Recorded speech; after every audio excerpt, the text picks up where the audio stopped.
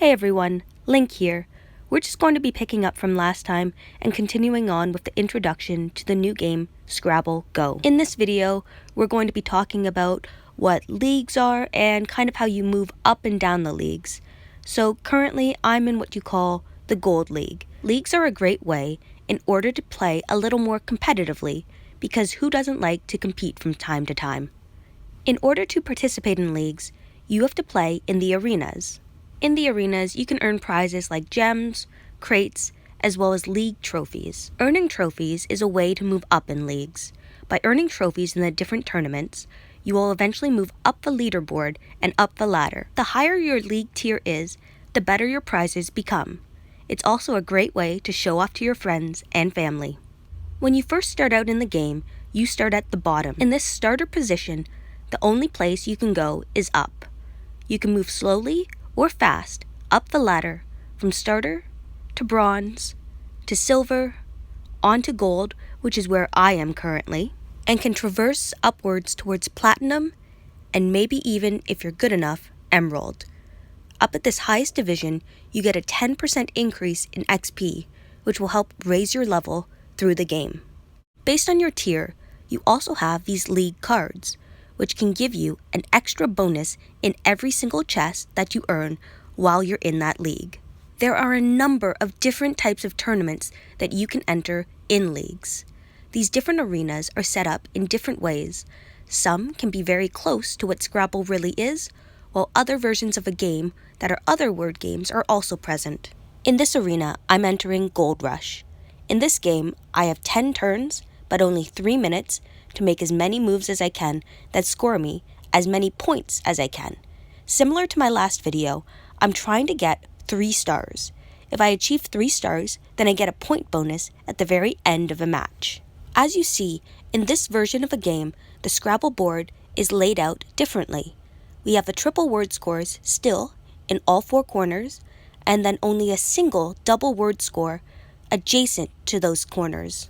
It's important in these games to be aware of how much time you have. It's equally as important to not block yourself into a corner. Make sure you have words that you can build off of, because if you end up getting stuck, you might not be able to make a move and you'll be foregoing some of your turns. That, or you'll need to use some gems in order to use one of the various boosters at the top. Similar to my last video, I talked about building off of the words that you already have up, where you can get double the points by building both in the vertical and the horizontal. A unique part to Scrabble Go is being able to look at the turn history and looking up what the different words mean. I don't recommend doing this in a timed game, but in other games like in the slowed down normal version of Scrabble, because sometimes you end up playing words that you have no idea what they mean, so I find it to be very useful and very enlightening to learn new words in this game. By looking up what these words actually mean, you might be able to use them in your everyday life. That, or you can apply them in other Scrabble games that you play in the future. This would then help you save gems, because you wouldn't have to use the boosters as often, because you would have an enhanced vocabulary. Personally, I enjoy playing Scrabble Go because it helps me enhance my vocabulary. It helps keep me sharp, it teaches me new words, and it helps me connect with family and friends from across the planet. One of my favorite parts about Scrabble Go are the different variations of Scrabble that you can play. It helps keep you sharp and it makes the game new again. The game offers you the nostalgic Scrabble that we all know and love, but then by offering other versions, it really opens the floor and allows for more types of competition or friendly play depending on your play style. Now, the most important piece of information that I can give you is just enjoy the game.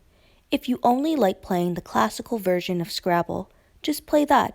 If you're looking to try new things, check out the added features in duels or in the arenas. There's a variety of different things that you can try in Scrabble Go, and the game is your oyster. Now, if you're a real numbers fiend, you can check out your profile and kind of check out how you're doing in the game, in the different areas of the game as well. You can see what you're averaging in the different variations of Scrabble. In classical Scrabble, you can see what your best word was, or your average word score, and how you compare to the rest of the world. It can be pretty interesting, especially for people who enjoy numbers a lot. These features can definitely help you track your progress. It can help give you metrics behind where you do really well in the game and where you might need to improve a little. In your profile, there's also a setting button in the top right corner, and here you can change the menu language to English, French, Italian, Dutch, Spanish, or even Portuguese. You can also change your dictionary language in the same location. Right now I have English UK on, but I'm going to switch to include English USA as well, because I'm actually Canadian. On my screen, you can see that Facebook is checked off, meaning I'm connected, and this lets me play against my friends from Facebook, which can be really useful.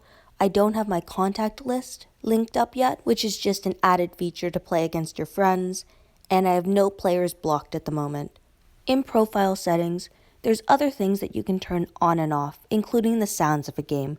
I personally don't need the sounds to play, but I know that a lot of people actually do enjoy them. You can also contact customer support from here, so if you have any questions about the game and don't know where to look, you can find your answers right in the game.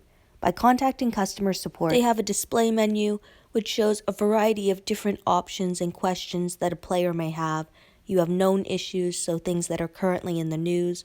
So right now that is COVID-19. You have a contact list. There's frequent questions as well as different issues and solutions that have been asked frequently.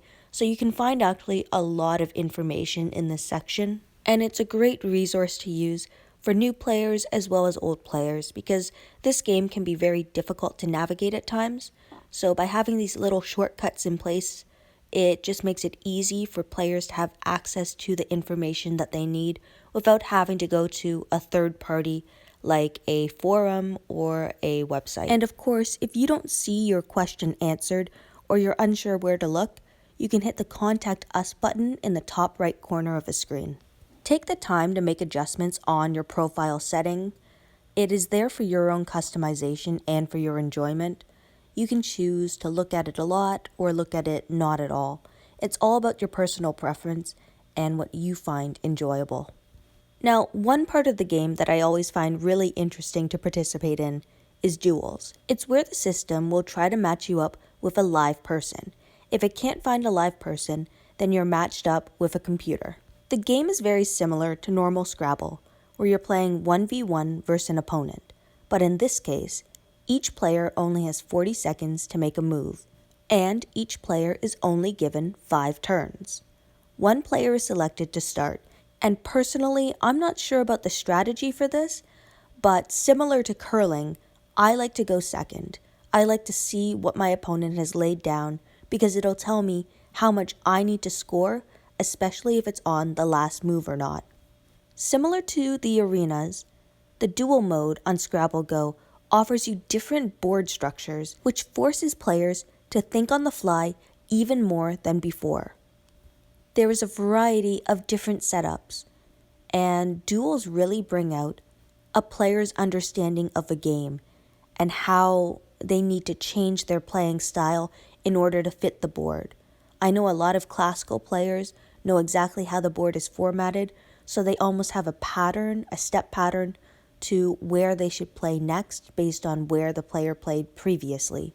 But in this case, because the triple word score, the double word score, double letter score, and triple letter scores are not in their usual position, it becomes more challenging for the player to decide where they should make a move and what's considered a safe move, because you don't want to be setting up your opponent for high scoring points, especially in this head-to-head match. Now, with duels being head-to-head, every time you win, you move up the ladder one position. Unlike arenas, where points, trophies, and position are scored on a cumulative basis, duels are a simple you win and you move up, you lose and you stay on the same tier that you were on before. Personally, sometimes in duels, if I know I'm going to lose to my opponent, I will forfeit the match instead of wasting my time or the other person's time if they're a real person. But in matches like this, where it's still close, where there's 13 points different and there's only 2 moves left, one for the opponent and one for myself, it means I have a fighting chance at actually winning. This is why I like to go second in this mode. Anyway, thank you everyone for watching and listening to my video. I hope I was able to convey some helpful information to all of you.